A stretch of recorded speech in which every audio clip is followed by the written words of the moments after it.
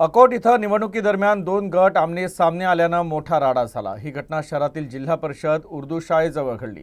घटनेनंतर काही वेळ तणावाचं वातावरण निर्माण झालं होतं। त्यानंतर या भागात पोलीस बंदोबस्त वाढवण्यात आला।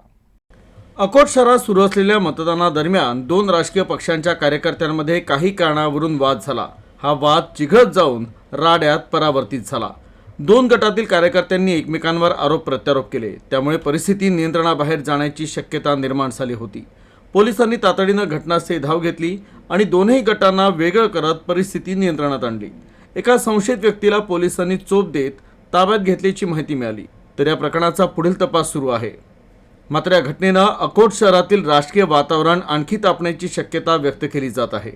तर प्रशासनानं शांतता आणि कायदा सुव्यवस्था राखण्याचं आवाहन केलं आहे।